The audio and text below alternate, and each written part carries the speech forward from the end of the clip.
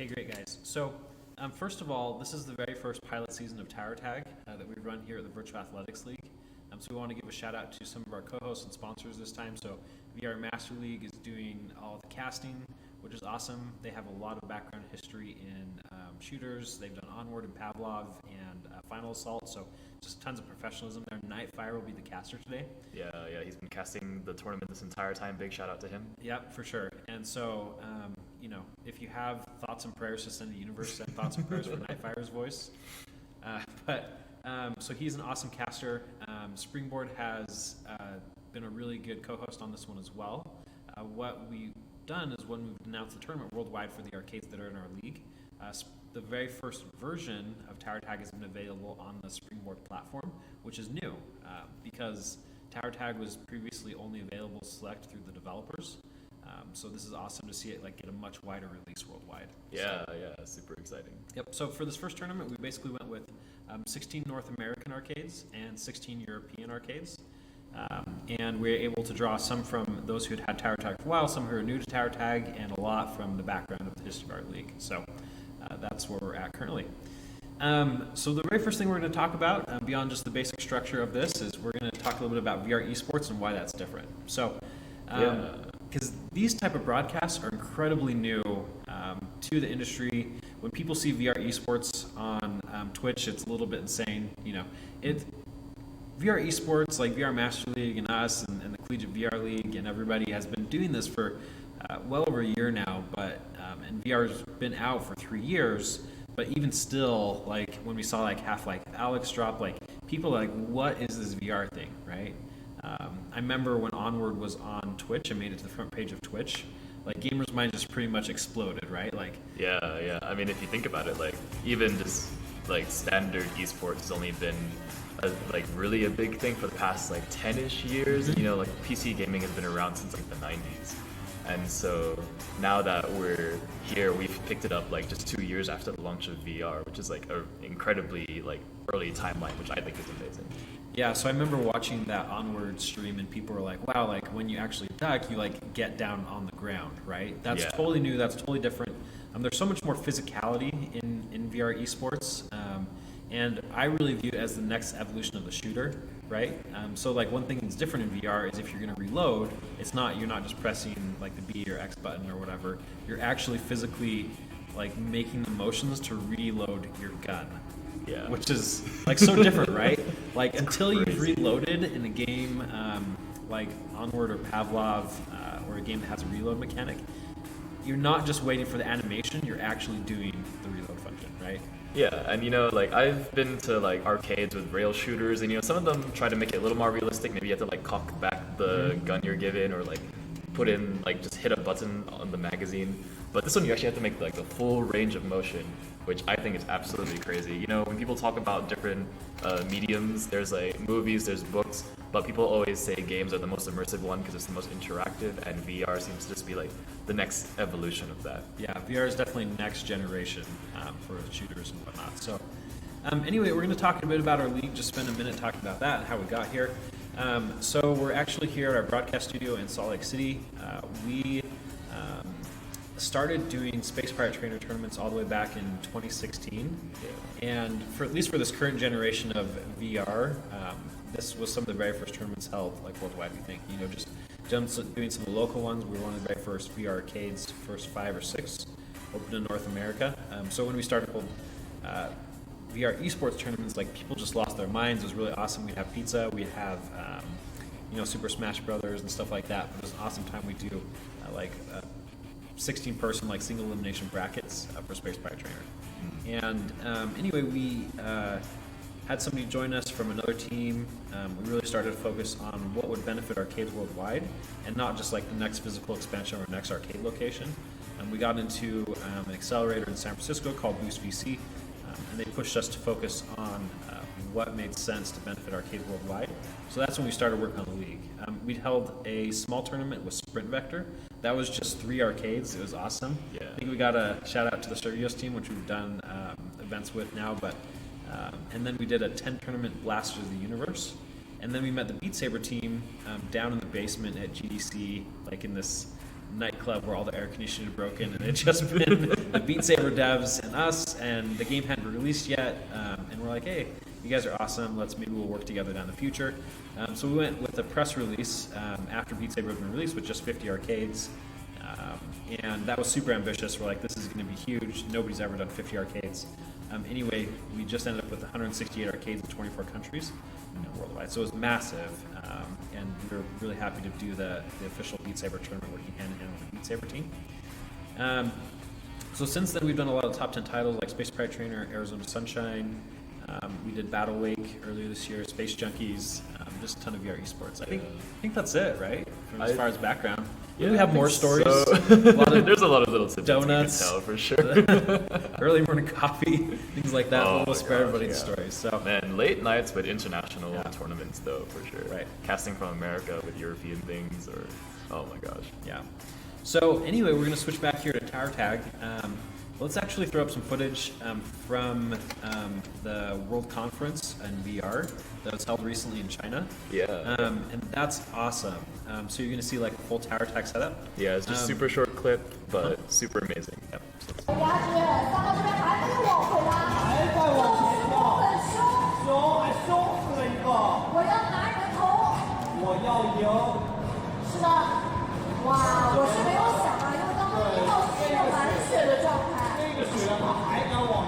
没有选择后退，在这样的形势情况下，是啊，他进步也拼对了，但是目前比分还是一个2-2平。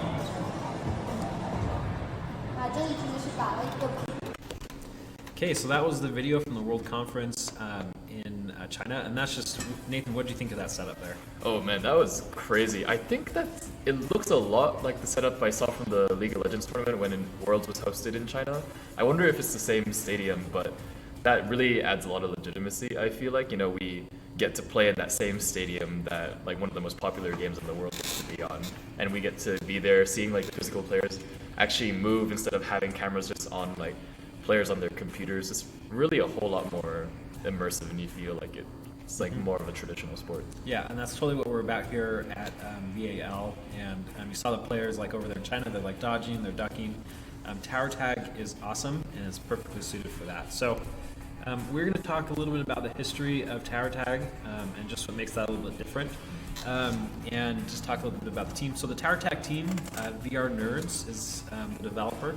They are actually located in Germany, and a fun fact about them is that one person on their team, one of the founders, actually won the paintball world champion with Germany in 2011.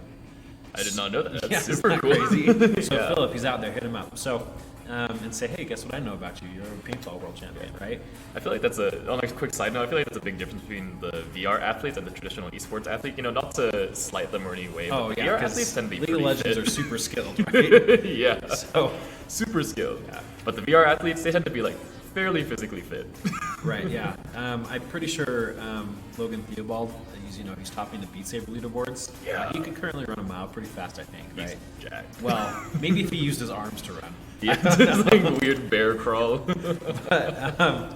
Anyway, he also saves bees, I hear, or children from bees. So Logan does great.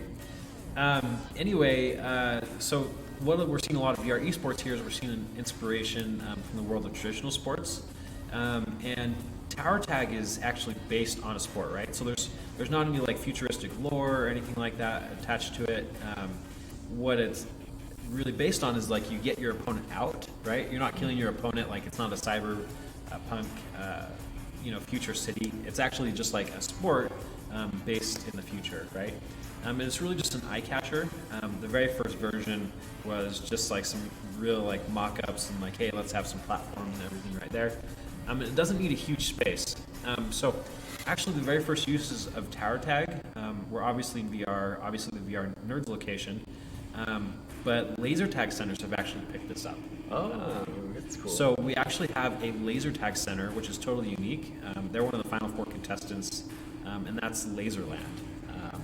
And when we talked to them, they're like, hey, we're not a VR arcade, but we just picked up these 4 VR sets, and it's actually proved super popular there. So we are going to show actually a few pictures from a Tower Tag setup. And so we're going to show VR Room, actually.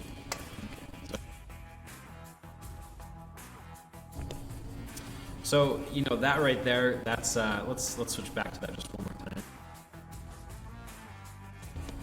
So you see that right there, like they actually have the base. The base is made out of plywood typically, and then you have like a steel frame for safety, and then you actually have the towers, which are made out of super thick acrylic, right? People just love those towers. They're super eye-catching in arcades to have them.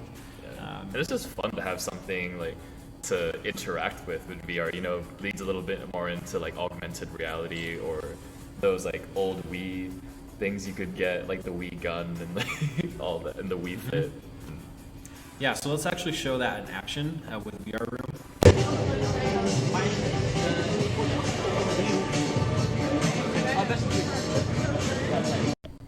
Okay, so shout out to VR Room, which put in like 8 teams in this tournament. We'll go over the brackets here in a bit. But obviously that setup has worked amazing for them. They just get so much return play. They get corporate parties, they get birthday parties. Everyone loves the towers in VR Room, and it's been like ultra successful and like a smash hit for them to have those full tower setups. But you can see why, right? Like when you check that out, like that is immediately eye-catching. You walk into a VR arcade location, that's one of the very first things people are going to want to play. Yeah, and this is like a super simple game that you can easily get into it. Like you just really quickly explain the rules, and it's like super simple, super fun, and all around good time. Yeah, so people can pick that up in 30 seconds, which is really key on the arcade scene. Okay, we are gonna go over one of the brackets here shortly.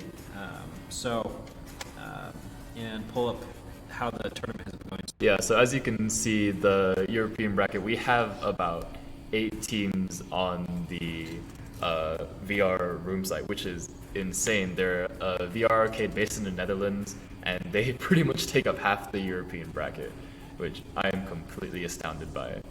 Yeah, so we have these brackets up on Challenge, and we're just going to run through a quick recap of how the tournament is going so far. So first we're going to cover some of the EU matches, right? So we had VR Cafe put in an incredible amount of rooms. They have 8 total teams. And they actually played VR Cafe 1 versus VR Room 2 as a couple of play-in brackets to this, so you can kind of see those pigtail brackets. And then we have VR Room 8 versus VR Cafe. Some of those advanced to the top of the bracket. VR Reality was knocked out fairly quickly against Laserland here at the top. And then we actually have Tower Tag and VR2 Go. They advanced pretty quickly onto Laserland, which has proved a super tough team to beat. VR Reality maybe had a bit of bad luck because VR Reality actually won the Skyfront tournament. Yeah, no, they were really good in that one. So both tough teams in that first match. We had Limitless and Nautilus. Nautilus progressed on for there. Then we had Vertigo, which has participated in some previous Val events. But this was really the first time they put together a PvP team. And they ended up playing against the team in Barcelona. And then we had V-Redum, which knocked out quickly the second Vertigo team. Yeah. So, that proved to be super tough opponents right there in the first one. Yeah, just this bracket in general, we've had a lot of like new up-and-coming arcades that have knocked out a lot of the old favorites from previous tournaments. Yeah, the VR Reality one was a bit of an unexpected, right? But credit to Laserland for just running such a professional event there. Okay, and then we move on to the other brackets. Once we get down to the final 4 over here, we had VR Cafe, right, which proved to be the best of the VR Room teams. And that was the awesome setup you saw. They made it really far in the event, but Laserland just proved to be too dominant in this and just knocked them out. So in terms of the VR Room teams, VR Cafe 1 was their best right there. So VR Room actually has a couple locations. That's an incredible story. If you ever, they've made the national news media, and they have at least one location in Amsterdam. They actually had the second team in the final 4 here, VR Room 5, and both of the VR Room teams were knocked out. So, but they made it really incredibly far. And this is actually the very first PvP tournament with us here at Val. Oh wow, that's crazy. So they did an awesome, incredible job for making as far as they did. Then we had Laserland, and then we had V-Redum, which are both German teams. So the developers located in Germany, and the two home field finalists. advantage. Home field advantage, right? But V-Redum is a newer VR arcade. They opened up earlier this year. They've just been having incredible success with that, and they have proved super tough opponents to beat here.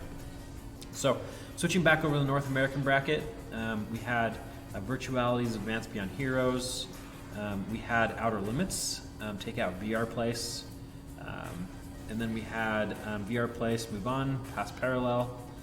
Although shout out to Parallel, they ran a sweet, super hot speedrun tournament here recently. VR Junkies Arizona, which has been a super strong team.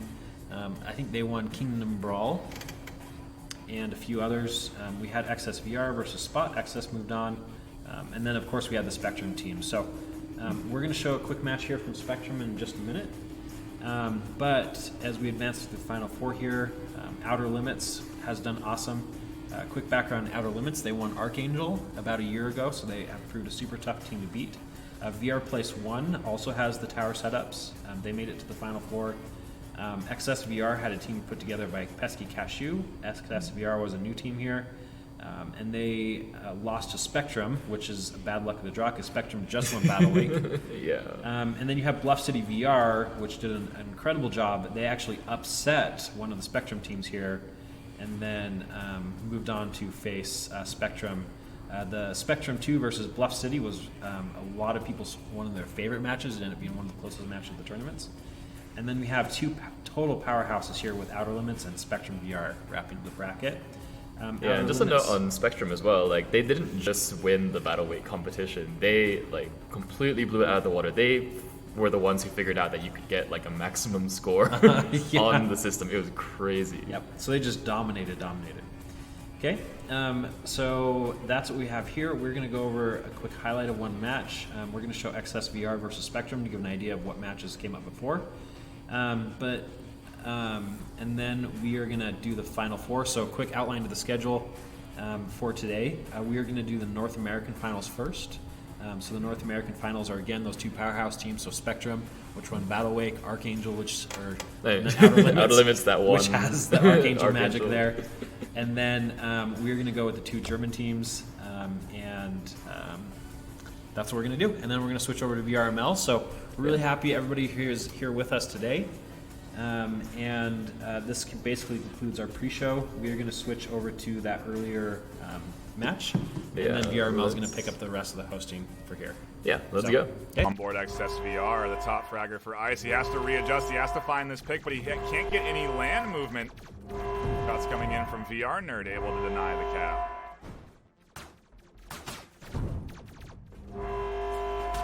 And now Fishman getting assist from his team.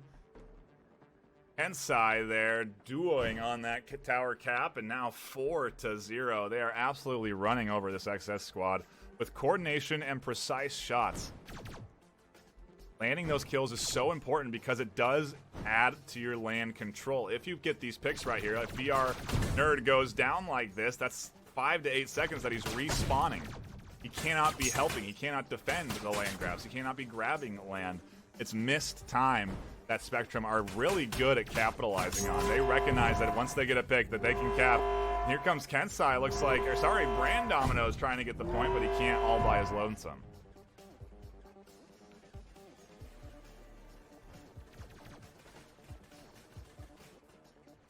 I mean, look at that.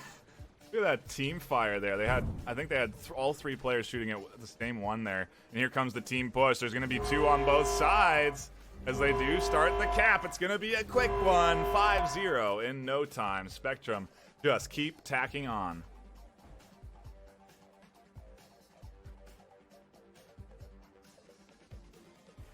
I believe that there is another matchup just after this. The winner from here will be facing off. To double check on who it is that they will be competing against.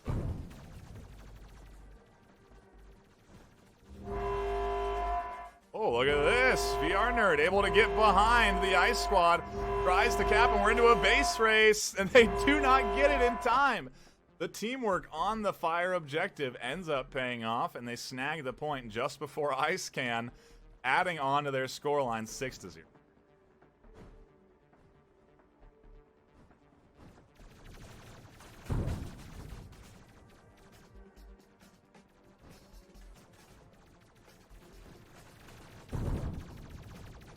Good teamwork coming in from this Ice squad. They managed to push up. They can really secure some strong land grabs now with these respawns. Ooh, and this is good teamwork coming in from this squad right now. XSVR and VR Nerd really being a serious threat, and now for the first time, Spectrum on the back foot. XSVR is trying to cap, and he can get Heist on the board. XS finally gets a point up there, but is it too little too late? I think now XS has roughly 50 seconds to get 5 points. That's a point every 10 seconds. I don't even think they can get to objective that fast. They certainly are trying. Quick pushes up to the center with the full squad. Nobody's sitting back on defense, and maybe that's what they have needed to have done this whole time.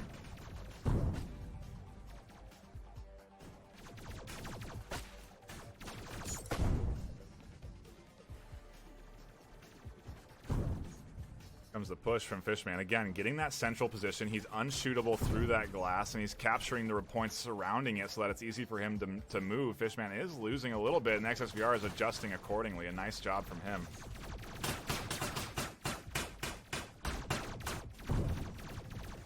But this is not looking good. Oh, a good set of kills from XS. Keep things alive. Preventing another point, but again, too little, too late. Timer runs out. Spectrum end up going up 6-1 for map number 2.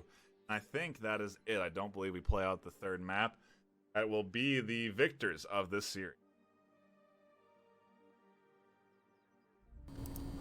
Yeah, and so that was the conclusion to the Spectrum versus XS match. As you can see, it was a pretty hard 6-1 smash for that round. I think they won 2-0 for that, which was pretty incredible. Spectrum is one of our powerhouse arcades. So we're just going to show, we threw up a picture in the Discord of the Outer Limits team, but this is the Spectrum V Arcade. They actually have 2 locations over in Fort Wayne, Indiana. But as you can see, they're very serious about their esports. This is their awesome setup, as they have Space Pirate Trainer up there. And they are one of the teams to beat. So we're going to see how they do shortly. You can see how serious they are about the league as well, since they have a full wall of glory right here, right? Very early days of VR esports, and we are super excited to see these matches. They are loading into the rooms right now, and we are going to start seeing that here shortly. So best of luck to everybody today. This is the long-awaited conclusion of the very first pilot tournament for Tower Tag for Season 1, and we look forward to more Tower Tag action in the future. We wish Outer Limits good luck today. Spectrum, good luck. Laserland, and that's it. So we're going to know the finals here shortly, and then they're going to do prize delivery, and good luck to all.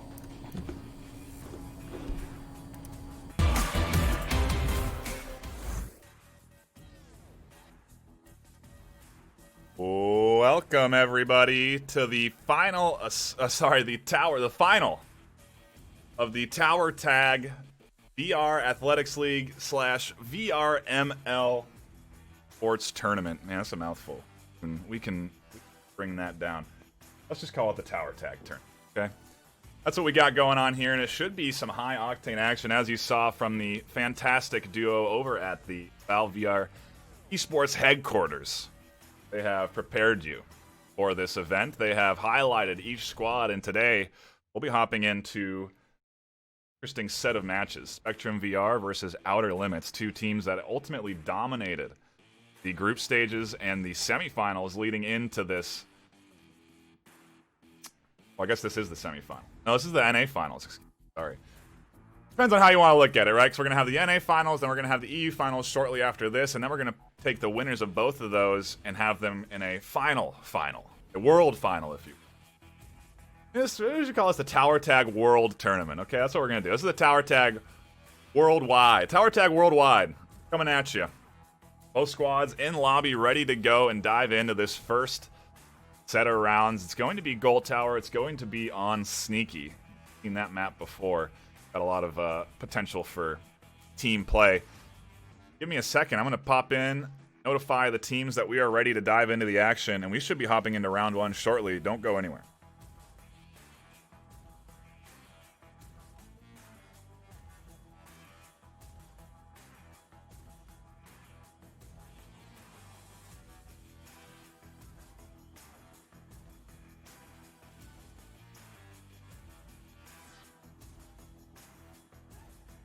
Both squads in lobby, both squads getting loose and warmed up with their shots, making sure they're pinpoint accurate because they need to be. I think without any further ado, let's hop in to our first round of this Tower Tag Finals. If you are just tuning in and you're not familiar with what Tower Tag is, the objective here is goal tower. Each team's trying to capture the enemy's goal. How you advance through the map is a bit unique in comparison to some other different locomotion styles. Here you have to capture the white towers that you see on your map. Once you capture and secure one, you can then teleport to it. So at the start of the round, what you'll see is each team capturing land, as we'll call it, and then pushing forward to the enemy's objective. You obviously get into a couple of firefights that get rather interesting. Kensai and Neptune in a bit of an exchange in the center. And controlling the center is really important. If they lose this central focus, it's going to be bad news for either one of these teams. Kensai recognizing this, and look at it, we already have a flank coming in. I think it's Fishman trying to get the objective. No, it was actually Brandominos. He does manage to secure one very early point. No, it was Fishman. One very early point for this squad. Now, once a team has scored, everything resets. All the land that you've grabbed resets, and Fishman instantly trying to recapture the south side. Finding Neptune in the center is going to be a big pick, but he's also taking fire from the back, and he goes down. A nice equal trade there to keep everybody on their toes. And then meanwhile on the south, we have a bit of an exchange of fire. And more land capture coming in from the north. Ice looking good on these capture points. You can see the quick reactions from Spectrum to deny them that land grab. And look at this, they instantly, all three of them now focusing their efforts on maintaining land control and now pushing up towards the objective. It's gonna be bad news if they don't detect Fishman getting the code, capturing the OBJ, shots coming in. Oh, and we're having a bit of a base race. The capture coming in also from Mars on the other side, but not in time. Double horns just means double the points for Spectrum VR as they now push their lead up 2-0.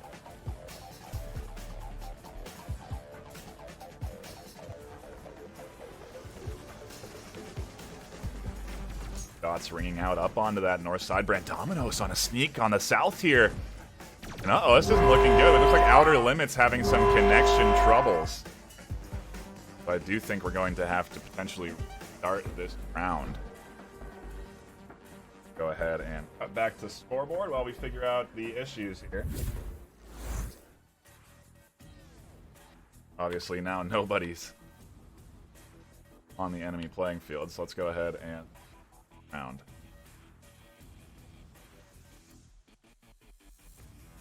Hey, I don't know what happened, but the other team feeds, so I stopped the round and we'll be jumping in shortly. In terms of how the scoreline is going to be handled, not 100% certain. But, fortunate betting they'll have to go on. Bear with us as we hash out the technical difficulties. We set those scores because we're just not sure how this one's going to shake out quite yet.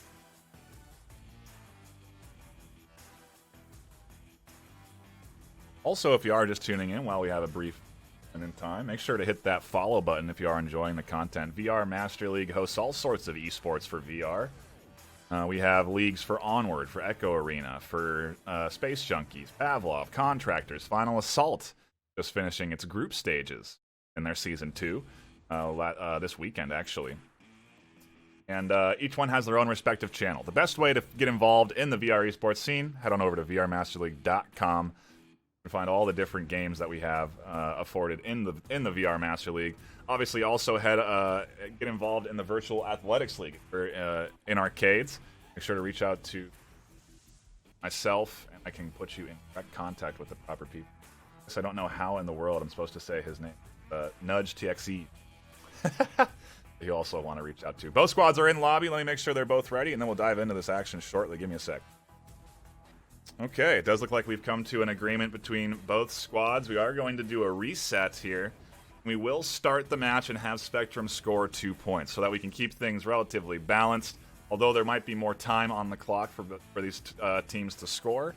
In the end, it does mean that we are going to keep the integrity here. Those 2 points were scored legitimately. Both teams were in the lobby when it happened. So we'll just patiently wait while those scores are settled. Well.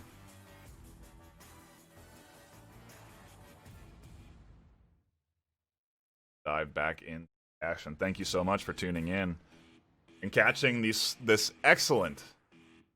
I mean, this should be a very exciting tournament finals. This is the NA finals that we'll be spectating here today.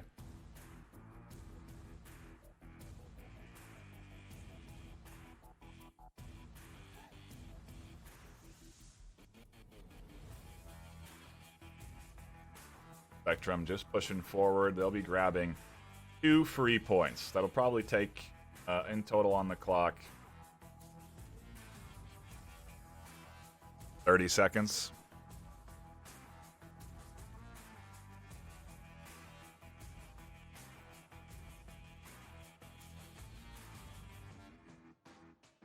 Pop back in. That last.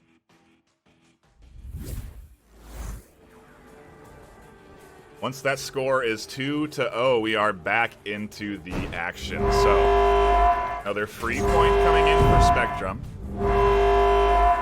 The reset here now officialized, and now Outer Limits time to compete for the objective. They want to defend. At the very least, get themselves back on the board. We see Jupiter pushing up on the north side here, and it's all fair game. No free points going to either side. Both squads back in lobby. 3v3 action as Jupiter takes a couple of shots. Neptune as well in a bit of a tough situation. He gets scooped up and picked off. In the meanwhile, still shots raining in from the south. Does manage to find a pick before he can teleport. And a lot of land is getting taken up right at the front door of this Outer Limits squad. They recognize that and find themselves with some very clutch picks.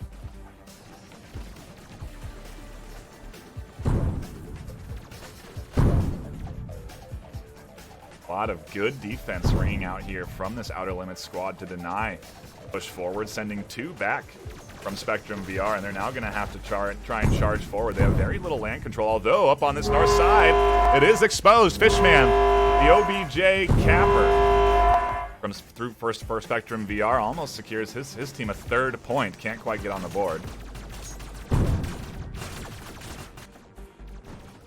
Now Fishman pushes forward this time. Who's reporting shots from Kensai landing there as Brandominos also in a bit of an exchange of fire. And Fishman finds one. Neptune goes down. That's 2 dead. And here comes a double cap from the squad of Spectrum VR. It's going to be extra fast with 2 focusing on the pillar. And they push themselves up 3-0. That one a contested point, as you can see, but Spectrum still pushing their lead forward.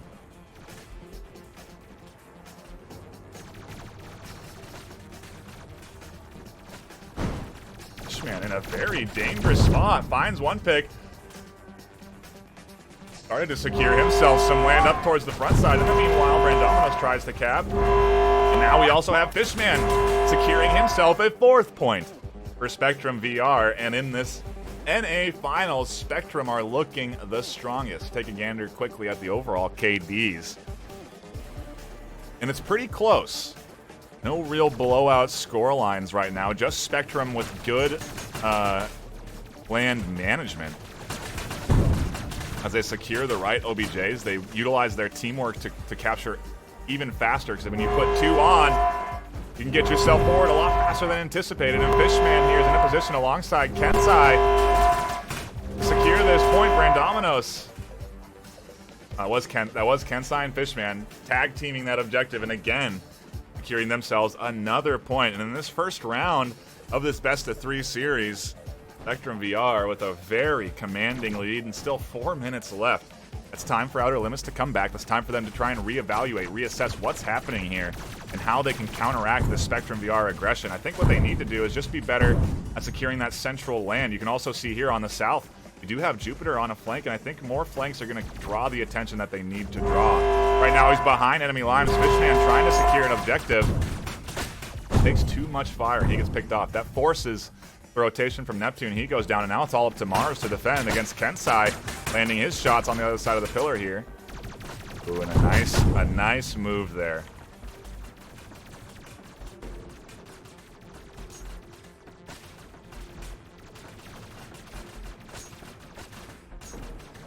Neptune, defending a crucial point, getting some support from Mars on the other side. He gets quickly double teamed. That's going to be bad news when they lose these forward points, especially if they lose both of them. Here comes another double cap with 3:20 on the clock. This is going to be point number 6 for Spectrum VR.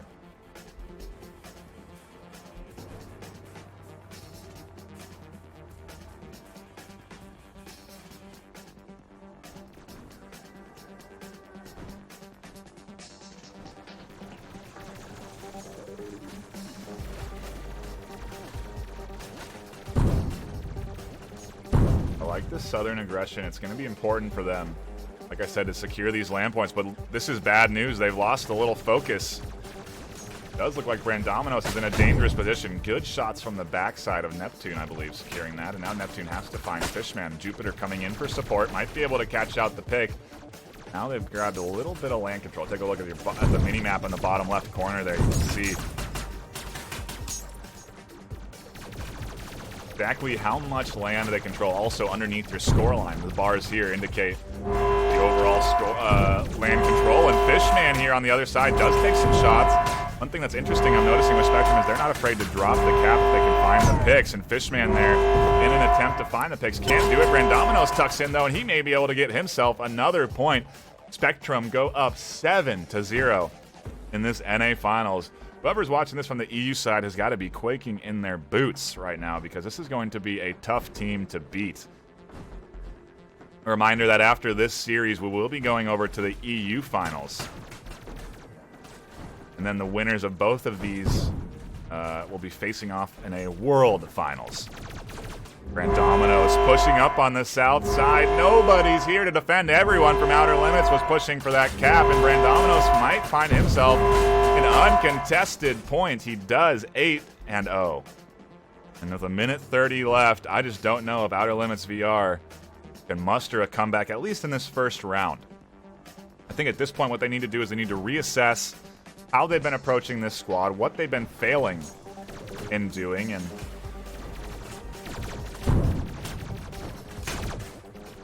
I think the key point here that you're seeing the difference is that Spectrum are constantly team pushing.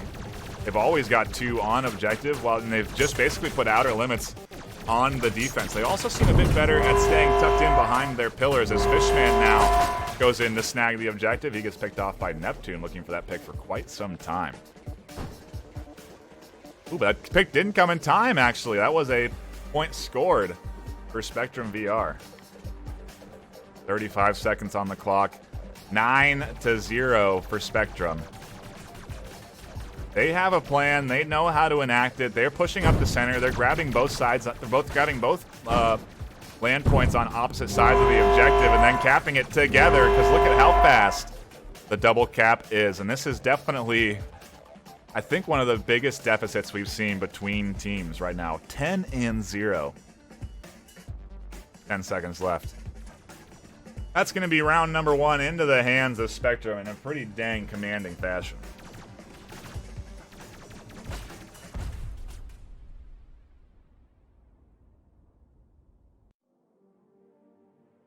Take a look at the top performers. Jupiter 7-9. But meanwhile, Kensai, the absolute MVP of the series, carrying his team, honestly, with 17-6. Finding those picks that he or to put his team up to a commanding lead. Pretty well done from the Spectrum squad, and they now take round 1. Very little contention. Makes you wonder how this round 2 is going to shake out.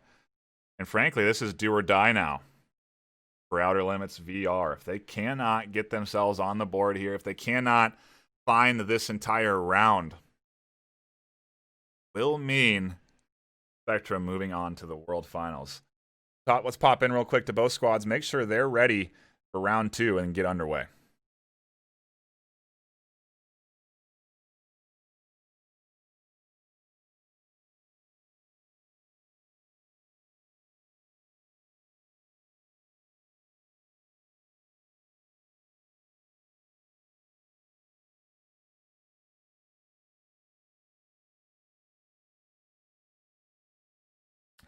Both squads readied up. Spectrum, obviously, very loose and ready to rock for this round number 2 and what could be the final round. Get underway. Do a quick refresher. If you are just tuning in, this is Tower Tag. It is a 3v3 goal-focused game. Each team's trying to capture the enemy's goal tower. In order to do so, they have to secure points of land that they can then teleport to and push towards the enemy objective. Map obviously labeled sneaky for a reason, as there are north and south lanes that can be secured where you can sneak around the enemy's central focus and try and capture the objective. And it's what we've seen happen a little bit on the Spectrum VR side. They definitely focus on securing those outer OBJ so that they can then push like they are doing now. Fishman in a dangerously forward position right by OBJ, and he's trying to get the support from his teammates to help, but can't get it in time. Another push coming in right on top of objective, gets a double teamed with a nice respawn defense hold.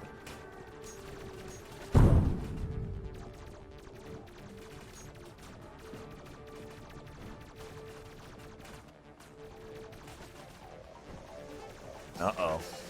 Bad news for the Outer Limits squad as Fishman secures himself into that advanced position. They don't have the option of flanking on the north. They can't push forward and shoot him from the front because he tucks so well behind that pillar. And finally, oh no!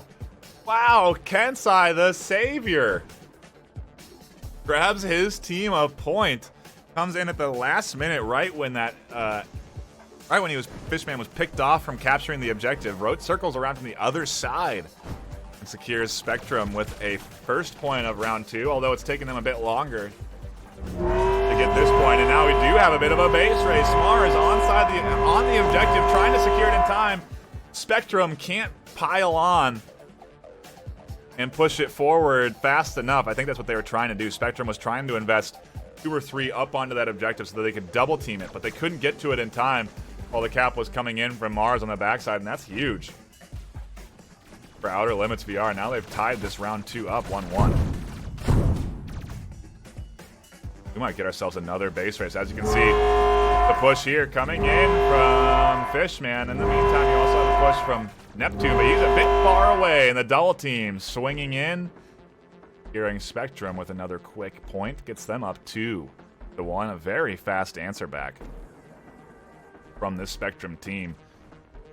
See if Outer Limits can also react in kind. You can see that they are trying to secure some middle land as they do lose on those picks. Jupiter getting shot from the south by Brandominos. He needs to grab this bit of land so that he can push forward and get out of this tough spot he's in. Does manage to push, and now he's going to get flanked. Brandominos recognizing the threat here as Jupiter tries to secure himself, or his team, a second point. The base race coming in. Jupiter doesn't go down. And we're into a tie ball game for round number 2. Everything's 2s across the board with 5 left.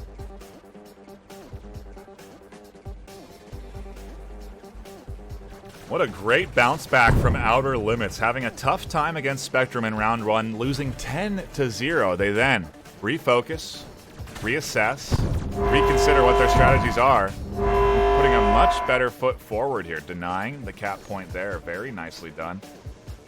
Trying to secure some land in the middle, a bit of a scrape between Fishman and Mars here in the center. Mars trying to deny Fishman the land that he wants so eagerly to secure as he pushes very fast up along the south side. Suddenly, he's on the backside of the enemy's base trying to secure himself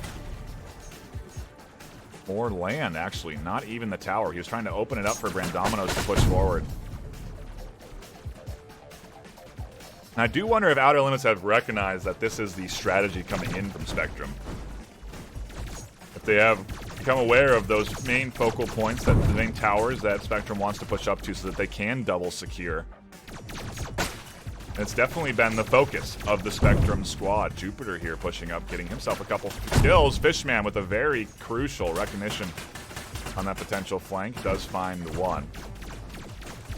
Sees it coming in again, and Mars takes some damage. He's now in a bit of a scrape. Fishman gets picked off, trying to get back to the base and defend. Now he's got 5 seconds to respawn. Does come in, and now he can try and compete against Brandominos. Does he see Kensai trying to snag it? He does finally recognize him. Shots come in, and they're not landing. Finally picking him off.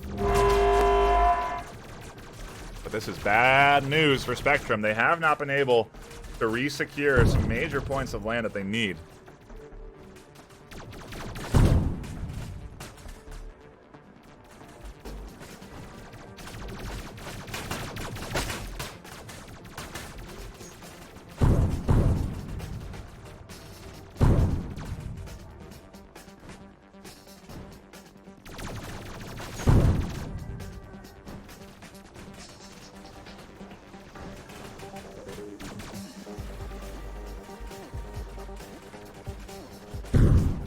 Like a push quickly denied with some good solid picks from Spectrum.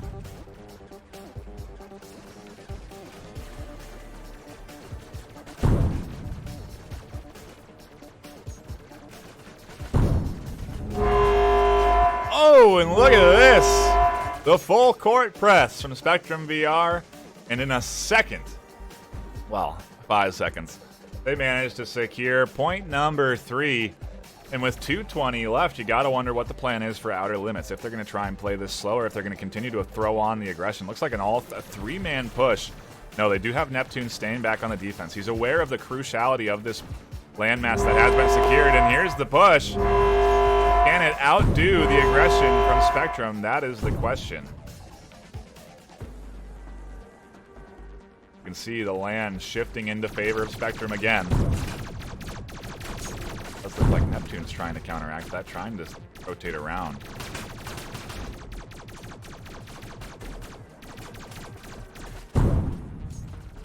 Pretty nice snipe, Neptune.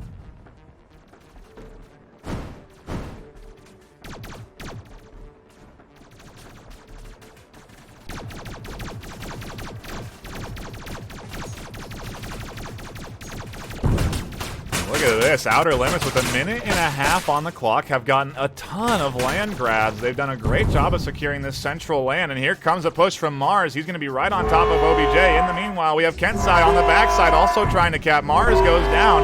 Kensai's trying to grab the code. Can he get point number 4 for Spectrum? He does. And now with 1 minute left, you got to wonder what the game plan is for Outer Limits. They're going to have to get very aggressive here.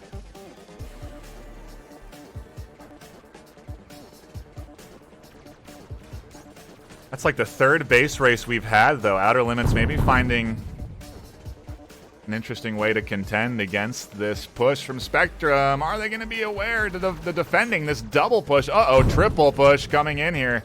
Going to take a lot for them to defend, but here comes the cap to putting in the work. One does get picked off while the flank comes in, and it's not going to be in time. Spectrum pushing up 5-2. This is the second round. I do believe we're playing a best of 3 here in the finals.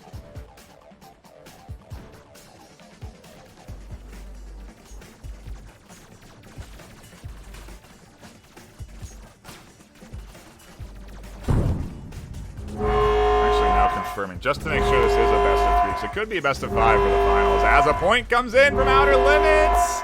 Timer is up, and they can't push their scoreline up 5-3.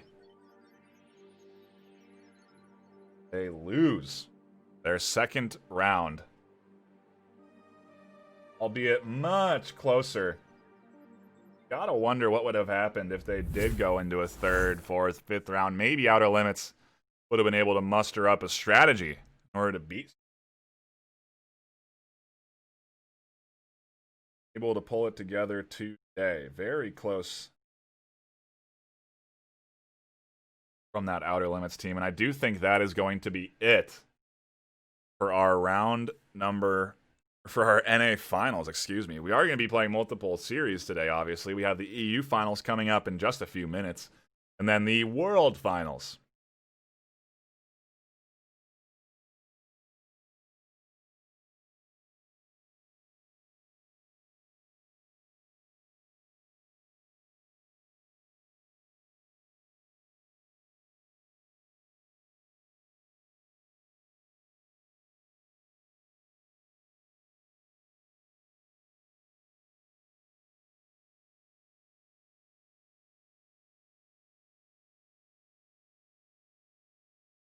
Give me a brief second here to get ready for our second set of matches. We'll be getting everybody in lobby and starting up shortly. Don't go anywhere. Tower Tag EU Finals coming at you in just a few minutes.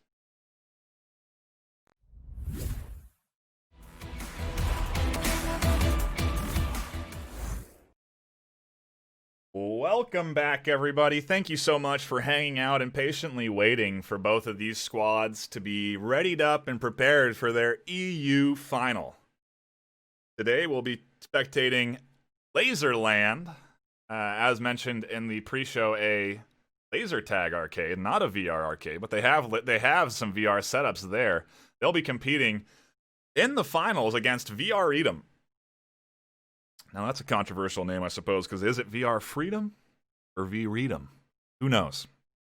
Either way, they also are in lobby and ready to go, just waiting on their third player to ready up, and we will be diving in to the action pretty dang soon. Round one of this EU final should be underway in just a few seconds. Give me a moment to prep both teams, and we'll be hopping in shortly. Both squads prepped and ready for this tower tag action. If you are just tuning in, you've missed the NA finals, which did go into the hands of Spectrum VR, but you're here for the EU finals. Without further ado, let's get underway. We are just dropping in tower tag, 3v3 multiplayer game where each team is going for the enemy's goal tower. The goal tower highlighted with a big pillar of light out from the center. The way you move around through this map is by securing points of land.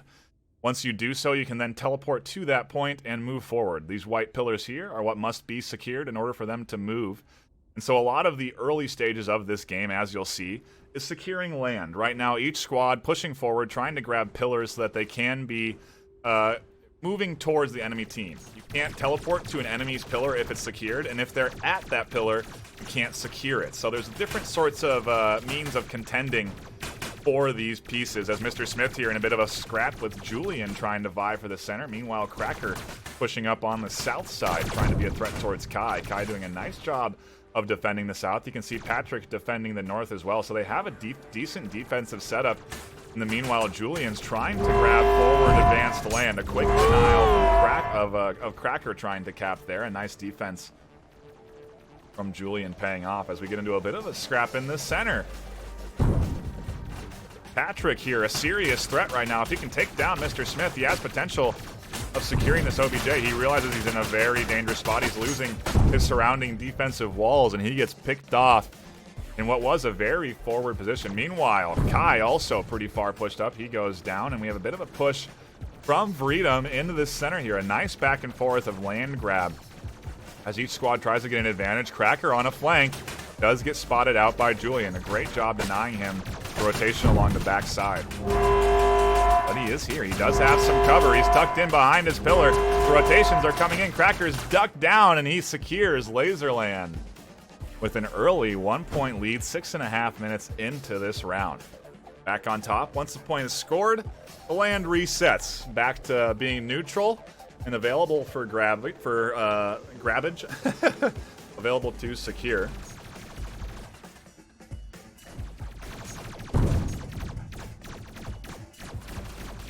Julian trying to pick off Cracker. Cracker trying to do a bit of a blind fire up over the top. And meanwhile, Zizzo pushing on objective. He's got all the cover in the world. This is going to be a tough one for them to deny. He loses his grab on the OBJ, actually, because he was so tucked in. That's going to completely reset it.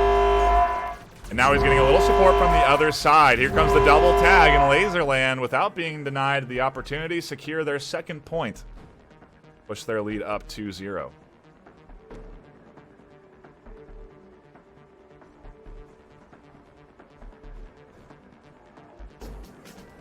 Looking good at the start of this round one in these EU finals. A little south push coming in here, but a nice denial there. Going to force Cracker to slow up. He's going to have to reassess how he wanted to push. On board Mr. Smith trying to deal with Kai here behind his pillar. Cracker still trying to secure this node, and he does get a huge pick. That's going to be 5 seconds of the enemy team trying to respawn, trying to deny this. Tons of shots coming in towards Cracker, but he's got the pillar for cover. Does get just picked off in the nick of time. Kai tries to bound forward. The Theoretum team trying to secure this neutral land in the center, but take a look at your minimap. You can see most land controlled by Laserland. That's going to mean that it's their time to push forward, and I do wonder if Theoretum are ready for this push, because it's going to be a 3-man press right here.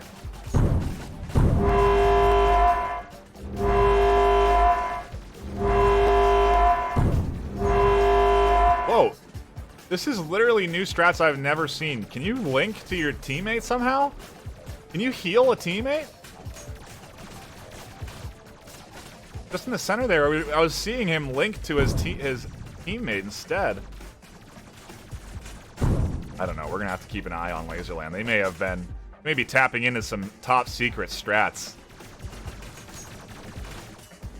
You can. I'm getting confirmation. Wow, why have I never seen that?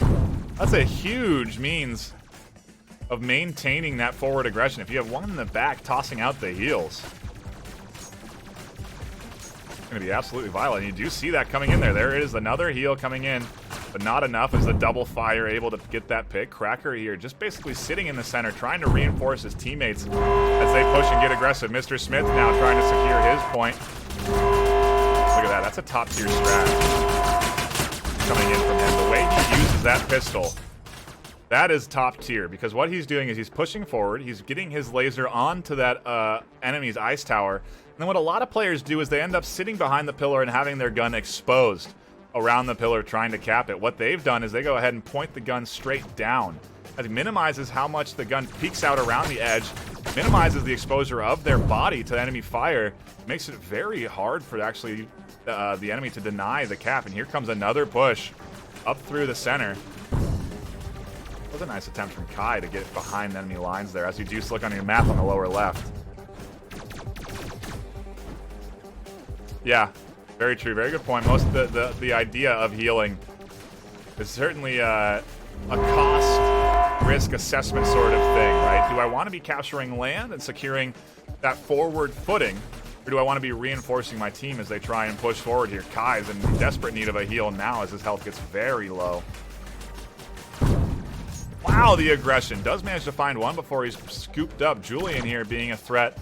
He's going to have to get denied. He's got reinforcement from Patrick, putting the hurt on this enemy OBJ. And if he can grab Zizou, uh-oh, it's double team just in time. Zizou does go down with a long-range shot from Kai, and Kai's trying to push forward here and be a threat towards Mr. Smith. He wants his friend to reinforce, and he is going to get that reinforcement. In the meantime, we do have a push coming in. Looks like from Cracker on the other side, gets denied. And a bit of a base battle there. We're kind of evened out now. Once again, land almost dead even for each side. You have a bit of trading in the center.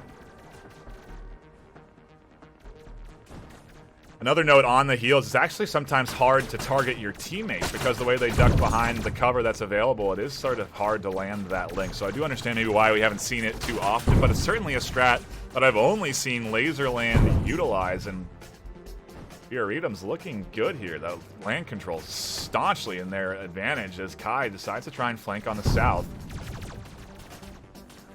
Those missed tower secure shots, almost a beacon to his location. He quickly realizes the danger he's in, drops back. Mr. Smith on a great rotation, catching Kai on the drop back is going to be a serious threat, picks him off, and now that's going to open up the center.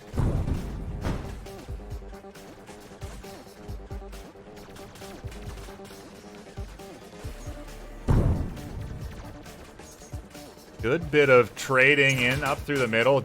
The land grab in huge favor of Theoretum, as they now are positioning themselves to be triple threading on this Laserland of OBJ. They know the importance of getting this point, getting on the board. 38 seconds left, though. It's not going to be enough, frankly. They're going to have to do so much to grab the 3 points they need, and with 30 seconds, I just don't think there's enough time for them to even get across the map and secure 3 points. I do think it takes, we kind of got a test to that. Another point trying to pile on to this lead. Cracker here, recognizing that full court press was on from Brita, manages to sneak behind. Pushes Laserland up 4-0 on this first round.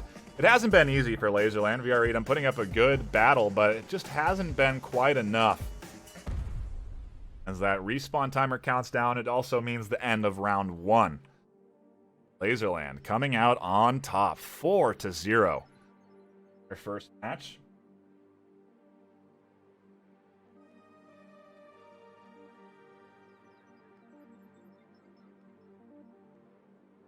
Overall top fragger, the MVP, Cracker. Hottest fire, Mr. Smith. You can see when you hold the two of the middle slots, definitely a good indicator of how your team is going to perform.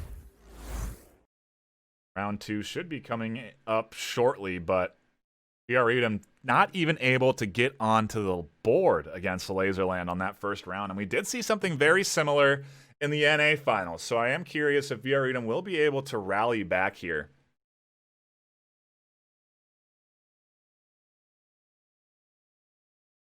Muster a bit of a comeback. We did see it. We saw the fire light into the eyes of the Outer Limits squad last round, but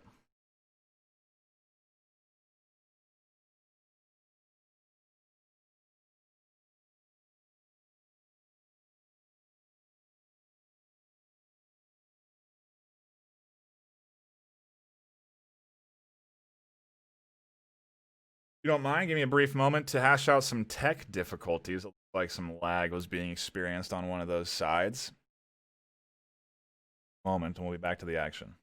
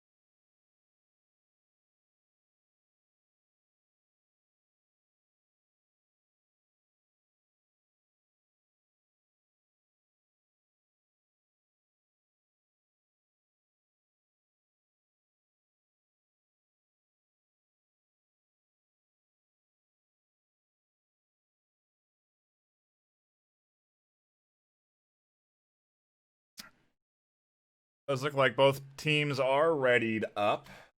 Fortunate reality of an online tournament is that there may be lag from time to time. We'll see just how Laserland deals with it. They did manage to grab their first round regardless, but round number 2 ends now. No more waiting around. If you did just drop by, this is tower tag. The objective of each team, here the goal tower has a big pillar of light shining from it, and is a pretty good indicator of where you want to push towards. You'll notice that there's little other towers that are neutral right now. The way you push forward to get to the enemy tower is you secure those for your team, and then you can teleport to them. So what we'll see here at the start of this round is both squads vying for land. You can see that they capture these neutral points, and once those points are captured, they can then teleport and move forward. You cannot teleport to an enemy's point, so you must capture it first before you can push. But look at this, Laserland with the double court press. In 15 seconds, almost catching VR Edom sleeping. Blast past the central defender. That was a heck of an interesting play, because that was them reacting to VR Edom's initial defense, where they had one south, one north, and one in the middle. Clearly not paying off as they managed to push up both forward, and now a really good reaction from VR Edom. They recognize that that's what Laserland did. They're aware of this strategy, and they've put 2 on these pillars. You cannot secure a pillar when an enemy is on it physically, so a great way to deny the enemy from advancing. A couple of picks do reset everyone, and we're going to be back into this central battle shortly.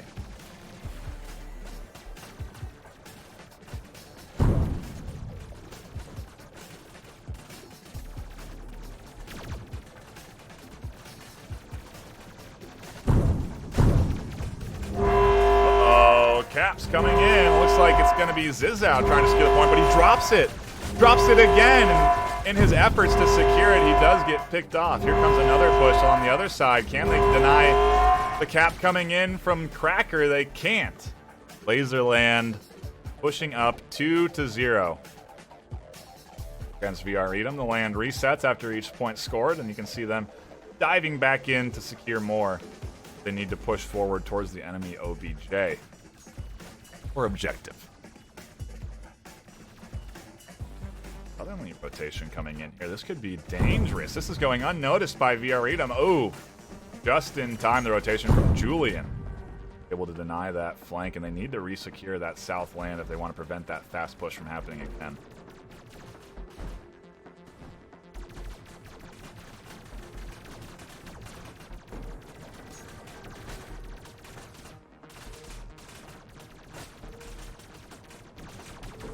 Could be really bad news for Laserland if they lose Zizou. Oh, it was looking like an opportunity for a full flank, but the quick drop back preventing that from happening. Zizou doing a great job of defending, picks off another one in the north.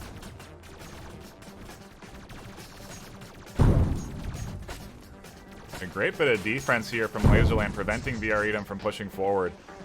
They are on the back foot. A ton of land is in the control of VR Edom, so it's going to be hard for them to counter push when those picks come out. And here comes the cap attempt. Julian with tons of cover, and the double team from VR Edom secures them a point in this must-win round 2. Oh, it does look like we've had a DC from Laserland.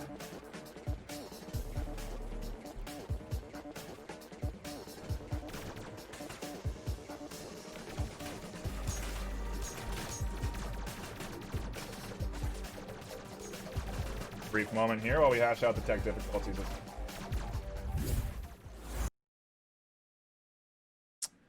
We're probably just going to restart this.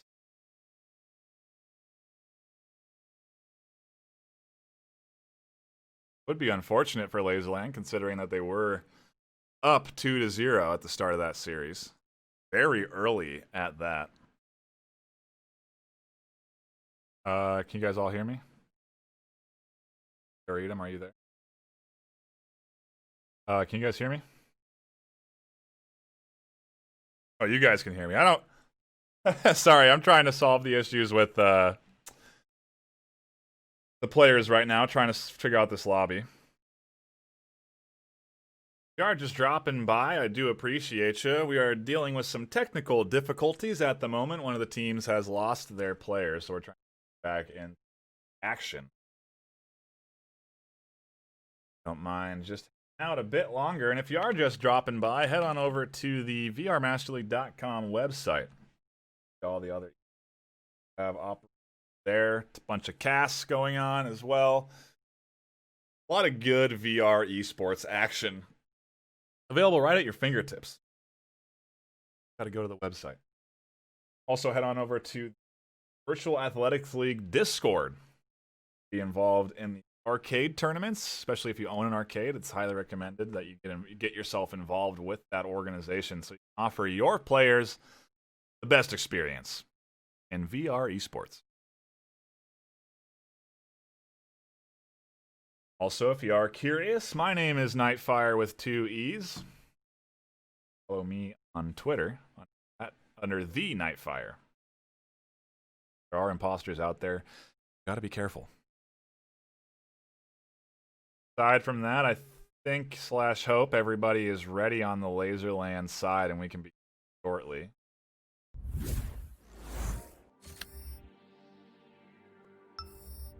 Do believe that we have hashed out the technical difficulties here. What you should be seeing is Laserland scoring 2 points Fioridum scoring 1.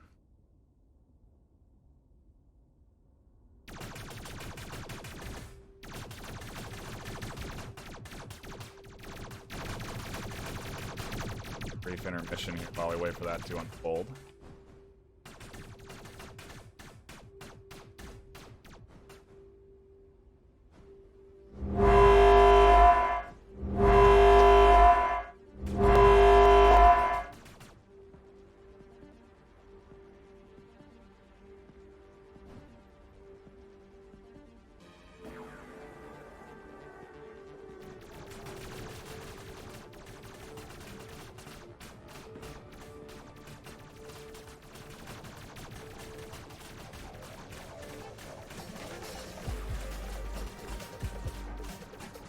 I'm not sure what these guys are doing. They just need to send one up forward to capture the objective.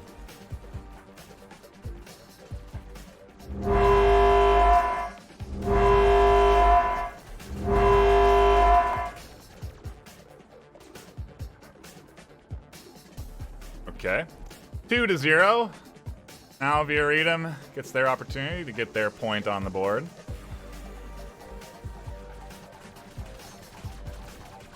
Laserland gang waiting for that to happen.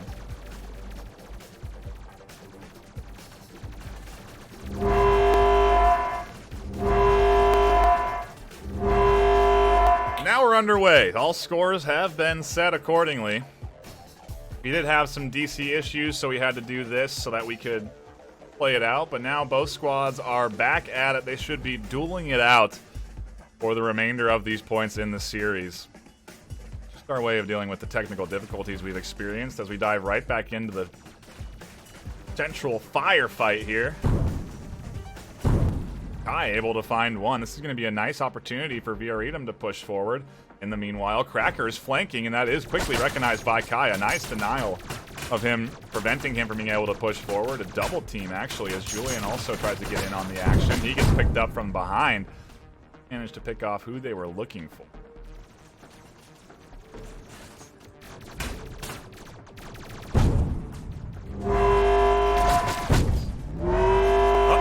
Zizou is on OBJ. Where's the defense coming in? Shots ringing out, catching him in the bottom, grabbing him just in time.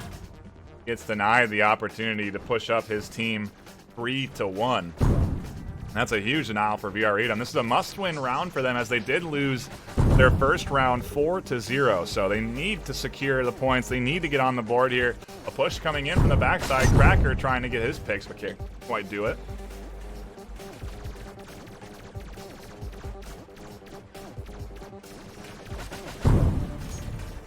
Here comes the full press.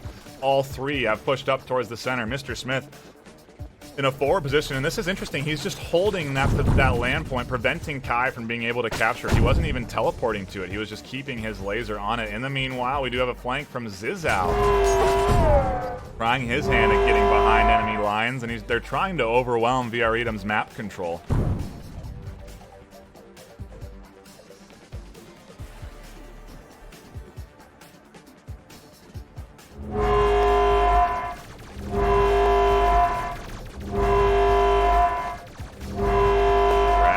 On the flank, secures his team their third point.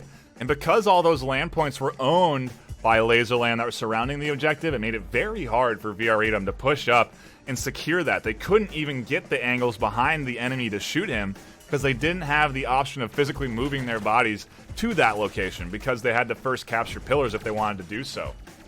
So these flanks really important. This is going to be bad news as there's a double flank coming in. It's going to be 2, capping the OBJ extra fast. That's going to be 4 points for Laserland as they start to run away with round 2 and the series. Laserland versus Spectrum VR should be a very interesting battle to watch go. I don't know who's going to come out on top there. That will be coming up next if Laserland can secure this second round in this best of 3.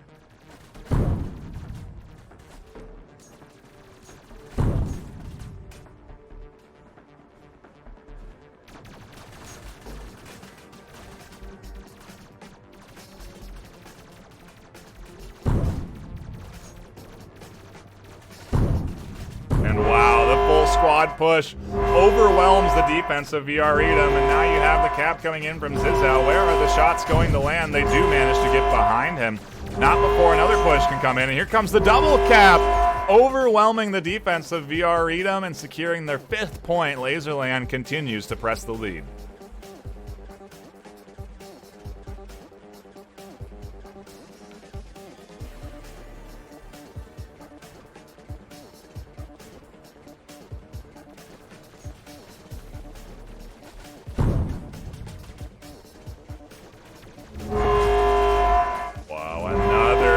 Attempt. They should be able to get behind him just in time. Smith couldn't get there to keep that point, that tower point up, and he goes down.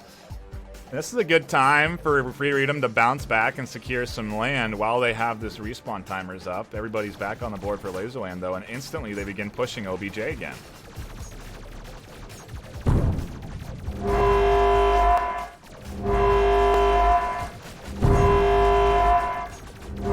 Shots coming in that are landing onto Ziz. There's a couple of... Oh my goodness, they get Ziz, but not before the rotation. Coming in from Mr. Smith grabs Laserland, their 6th point. They are running away with this series. 1:40 on the clock. There may be enough time for VR Edom to bounce back, but 5 unanswered points is a tall order against a team like Laserland that's been performing pretty well so far.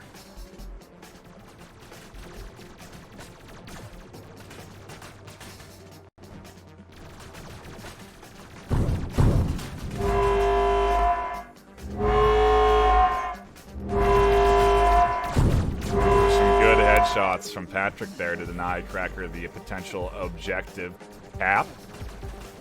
We're battling it out in the center. Good land grabs from Mr. Smith. They're going to make it easy for his teammates to push forward and get into some advantageous positions. This looks like the double press. They're trying to secure that objective point. Mr. Smith with no walls to defend himself. He goes down, and still the land control in heavy favor of this Laserland team. And with 40 seconds left, all they really need to do is maintain this sort of land control. They could easily whittle that clock down. Instead, they're pushing for a 7th point.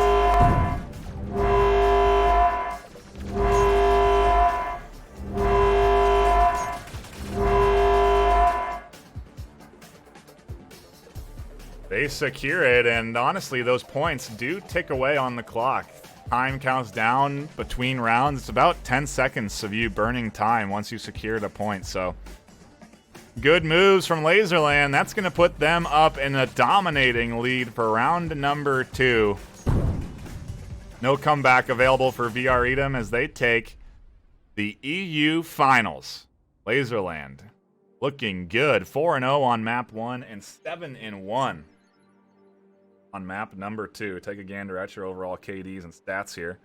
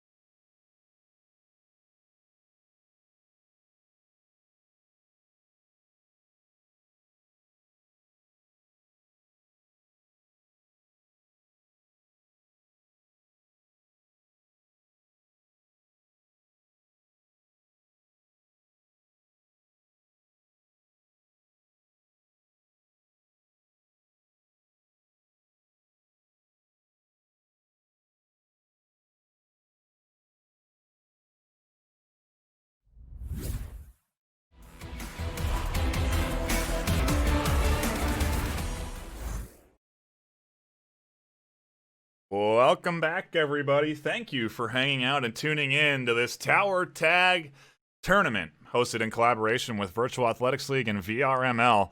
we are proud to bring to you the top 2 teams in the world of Tower Tag. Spectrum VR versus Laserland. All the way around, I suppose, just to keep things simplified. We'll be duking it out in the World Finals. Curious to see how this is going to shake out, considering how well both teams have just performed. I'm going to drop in and give both teams the heads up, and we're going to get right into the action with round number 1. So don't go anywhere. Give me a few seconds. Squads are all readied up, prepared for the action. They know what's at stake. There's some prize pool on the line here. They need their must wins. Without further ado, let's hop into round 1 of the World Finals of the Tower Tag Tournament. If you are just tuning in and aren't familiar with the concept, Tower Tag is a 3v3 objective-focused game. Each team is trying to capture the enemy's goal tower. The way you maneuver around this map is by capturing these neutral nodes spread throughout the map. Once you capture them, you can then teleport to them, so a lot of the game comes down to map control. As you can see at the start of this series, both squads are going to try secure neutral land. That's going to allow them to quickly push forward and compete for that objective.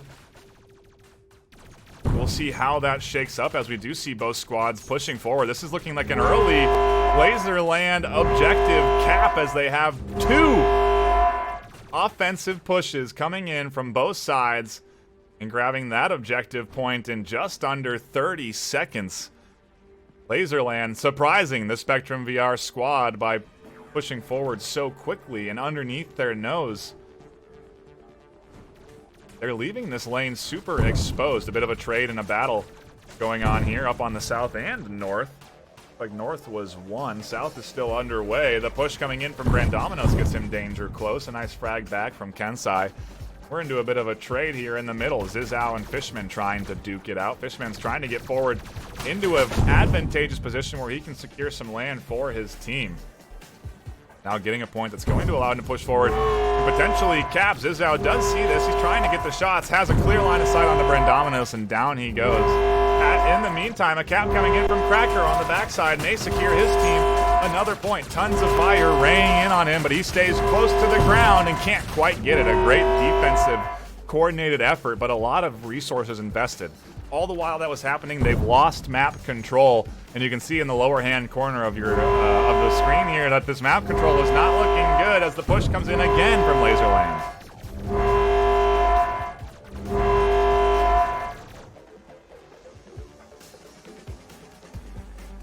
Very solid lead here, and early on at that in this first round. They've pushed up 2-0 in just under a minute.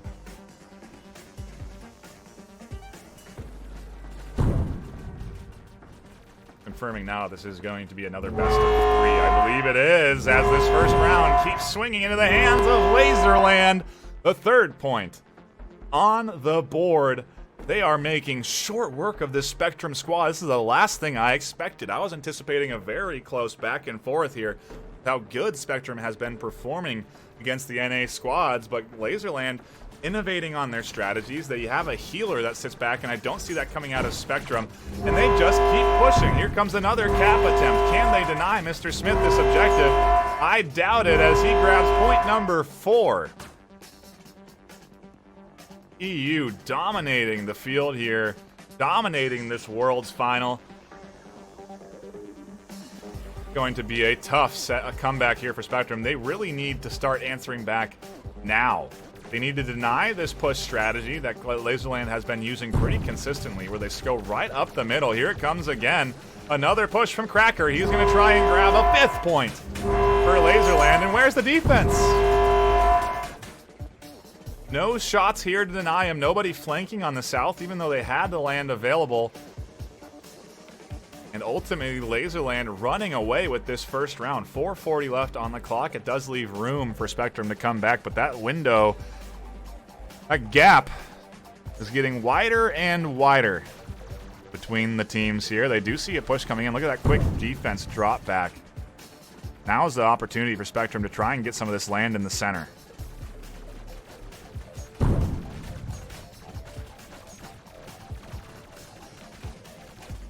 Finally, the defensive Spectrum is denying Laserland this push right up to the front of their base. They're maintaining control of important points of land, but look at the quick reaction from Mr. Smith. He realizes that these squads have been picking up those points and defending properly, and now he goes around for the flank where he can potentially come in and grab himself with a couple of picks. A nice denial on OBJ, but here comes the push from Laserland, and they got all the land that they could ask for. Another nice pickup's going to open it up for a potential cap. Is that Cracker again? It is. He's been the highlight of this team as he caps the points, and he gets himself a 6th point. Laserland just running away with round 1. The commitment is pretty evident on this Laserland squad. They have strategies that I haven't seen before. They're going prone to capture these objectives. That means in real life they are hitting the deck and laying down on those floors to secure these points. They're putting everything they can on the line in order to grab themselves the lead. But here comes another push, a counter push rather, from Spectrum. The first one we've seen yet, and can they get this point? A similar duck down strategy to Cracker, but the flank is the only differentiating component as Spectrum gets denied the point that they were so close to securing.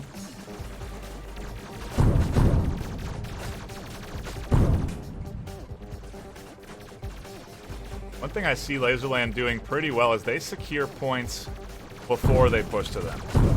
They're well aware that once you have a point, you can teleport so quickly up the map between points you've secured that they are very intentional about what pieces of land they're grabbing. Here comes a push. Brandomino's trying to grab the point, but there's one defender on it. That's going to prevent the cap from coming on, and Zizou is going to sit there fully healed up. The push coming in from Cracker on the backside. He gets denied. A nice couple of shots landing there. We're into a bit of a stalemate. Not exactly what Spectrum need, as they need to basically consistently rack up points right now if they want to come back from this 6-0 deficit. Aren't quite able to do that as Cracker here looks to add another point onto his team's lead. He's trying to go up 7-0. Gets shot from all sorts of angles, using the walls for cover. He does get picked up. I was curious what he was doing there, why he had gone down.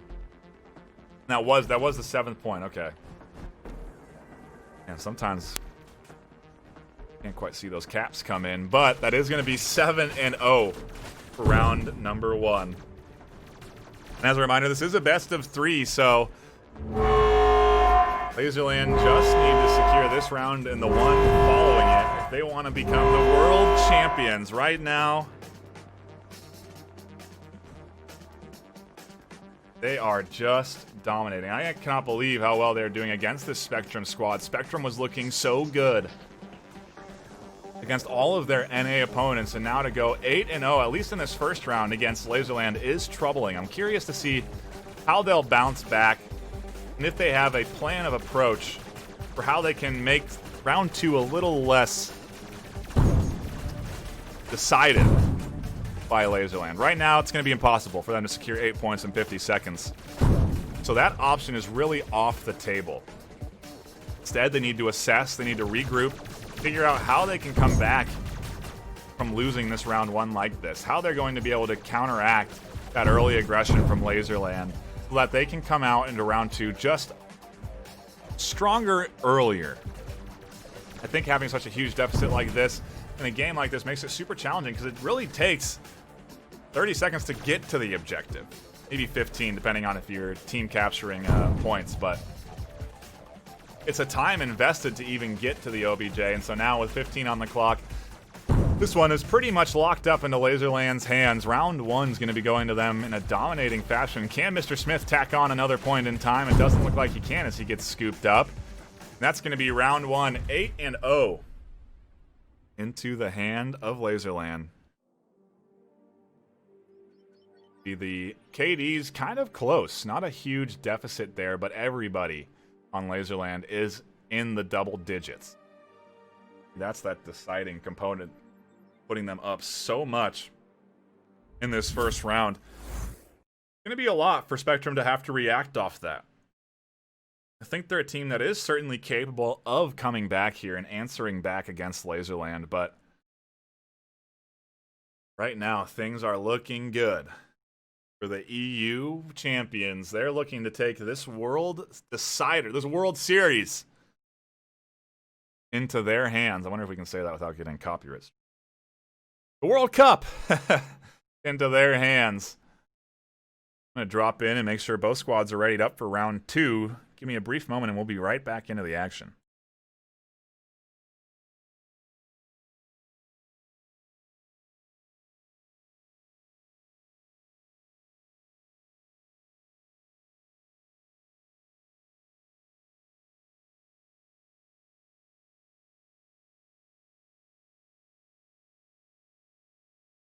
Both squads readied up and prepared for the action. The Tower Tag World Finals Season 1 are underway, brought to you by the Virtual Athletics League and the Virtual Master League, VR Master League. If you're interested, head on over to vrmasterleague.com. You can register for any one of the leagues we have available. Or head on over to the Virtual Athletics League, where you can get your arcade to participate in these events. We're about to see how Laserland squares off against Spectrum in round number 2. If you are just dropping by, it's a 3v3 game mode where each team is trying to capture the enemy's goal tower. If they do that, they get 1 point on the board and they get reset back to their spawn positions. With Laserland taking that first point in just under 15 seconds, you gotta wonder what Spectrum's plan of approach is here.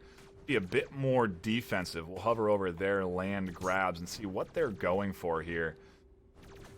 This is interesting. They're aware of the potential of a quick flank and have secured north and south, but are they aware of the potential of a quick push right up the center? That's the question, as Zizou's down here and grabs Laserland in, again, 20 seconds. Their first point.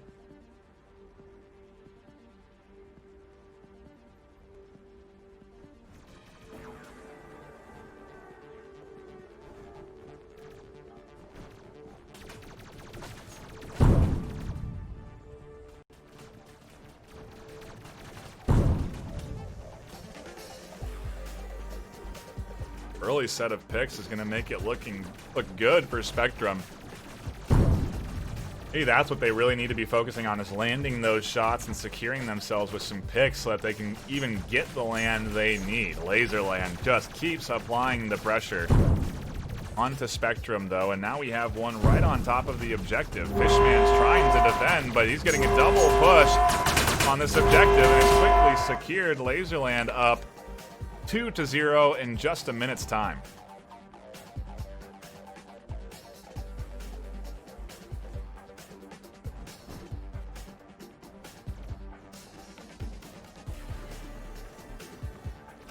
We are live here in the World Final Tower Tag Series. NA champions Spectrum VR versus Laserland, the EU champions. They're looking to step up their lead in round 2, 3-0. The pressure continues to get applied to Spectrum, and they cannot find a way to answer back. Making it incredibly hard for the Spectrum team. Laserland just keeps applying the pressure. They keep pushing forward. They keep finding the picks. Landing those shots. A good rotation from Mr. Smith, catching out Kensai. Fishman able to deny the push there.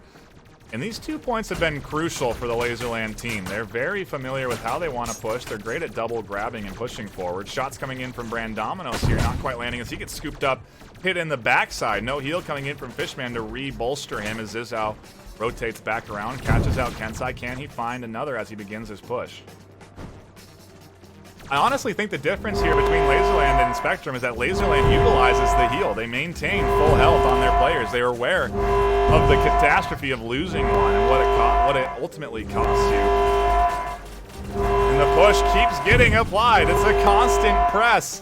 One pick after another, and Laserland keeps throwing their teammates at the objective. Finally, no! Can't get that 4th point. A very close denial, but not in a good spot yet. Spectrum still has a ton of land to grab if they want to feel safe, as here comes the double court press. This is going to be point number 4 on the board for Laserland.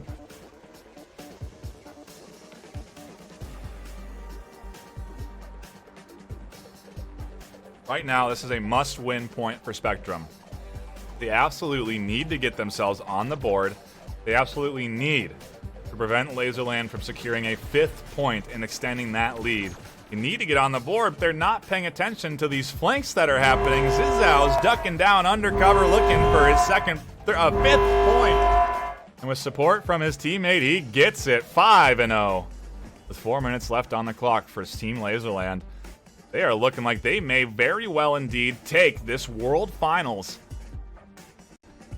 in dominating fashion. 8-0 on round 1, and now 5-0 for round 2. Laserland looking good. The heals, honestly, I think, being the most important factor of this Laserland squad. The separating element from this playstyle of Spectrum. It does keep their players full health, hardy, and robust enough to push forward and capture points as they're looking to push the lead 6-0. Cracker secures it.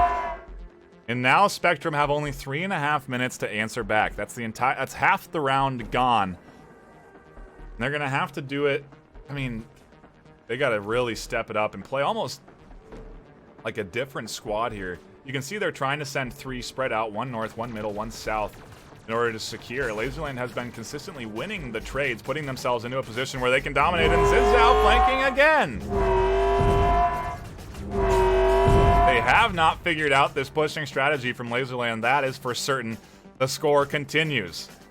The score gap, continues to become wider and wider in this World Finals matchup. This could be the series decider. If Laserland take this, they are crowned the world champions. They will have beaten Spectrum, our NA champions, in such a fashion I would have never seen coming. I mean, Laserland here just breaking out some innovative strats that are really throwing Spectrum for a loop.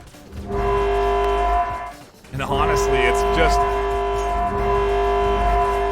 little bit of a base race here. I think Zizao was here first, but he goes down as well does the attacking Spectrum player. He gets picked off and back into a bit of a land grab.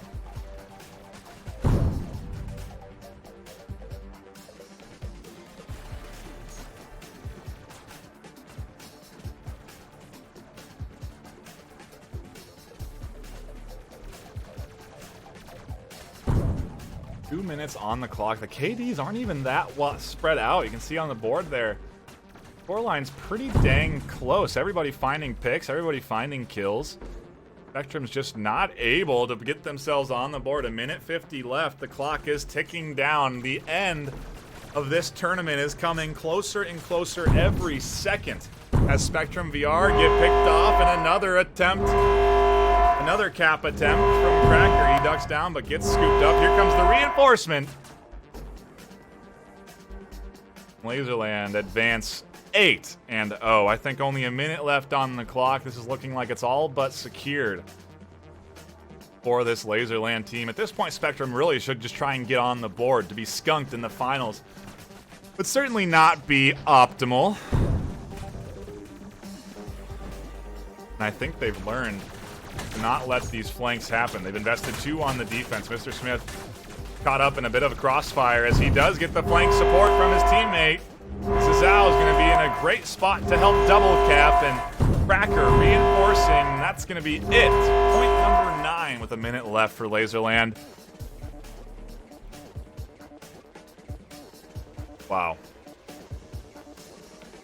Just an absolutely dominating performance from Team Laserland here today. All that laser tag clearly has been training them and honing in their skill set for this very exact moment. The teamwork is on point. The coordination is there. Laserland now put their scoreline into the double digits. Just adding insult to injury at this point. Round number 2 will be going into their hands. There's no possible way for Spectrum to come back from this sort of deficit with only 10 seconds left on the clock. We're proud here at the Virtual Athletics League and the VRML to present to you the Tower Tag World Finalists. Laserland stand atop the host of dead team bodies that we have here. They have dominated the arcade scene and come out as the world champions. I am almost speechless. I was not expecting a scoreline like this today from this team. I really was anticipating Spectrum to sort of just be there and we'd have a lot closer back and forth. Instead, we just get an absolute show, if you will, of a performance from this Laserland team, breaking in new strategies, sneaking through the offensive line, getting points that they should not have gotten, and just coordinating almost every single push. They had very few points scored where it was just one person securing the goal. They mostly invested 2 or sometimes 3 players into securing that cap, and wow, what a fantastic performance there from Laserland. They are our world champions of Tower Tag. Now they have a title to defend. If I was a gambling man, I'd very much say that there's going to be more Tower Tag tournaments coming at you, especially hosted by the Virtual Athletics League. So if you have any arcades around, make sure to bug those arcades. Tell them to get Tower Tag if they don't already, because it is one of the top arcade esport games, in my opinion. Absolutely spectacular sets of matches to watch, and when you have 2 teams that are practiced and with strategies, you just get some great battles. Today, we really had blowout performances. Spectrum dominating their NA finals, Laserland dominating the EU, and then here coming out on top in the World Finals, 8-0 round 1, 10-0 for round 2. Absolutely the team to beat in future seasons, the team you're going to have to keep an eye on, as I'm sure they'll be looking to invest into more esports, VR esports opportunities. But with that, we will be signing off here on the VRML. Quick shout out to everybody that's been involved in this tournament. Virtual Athletics League, first and foremost, for organizing this entire thing, getting the Tower Tag team on board, getting all of the arcades on board, providing a source of organization, and hosting a great pre-show for this finals. Big shout out to the Virtual Athletics League. Obviously, shout out to the VRML for hosting the tournament. If you want to learn more about the VR Master League, head on over to vrmasterleague.com. Check out all of the titles that we host leagues for. They include Onward, Echo Arena, Space Junkies, Contractors, Pavlov, Final Assault. There's a host of games for you to get involved on the esports scene. Also, a shout out to ProTube VR and VR Cover, the sponsors for VR Master League. We always appreciate their support, offering prizes for the winners. And with that, we'll be signing off. My name is Nightfire with 2 E's. Thank you so much for tuning into this Tower Tag tournament. Hope to see you again for more VR esports action. Make sure to follow this channel and any other Master League channel. With that, I said that like 10 times already. Signing off. See you later.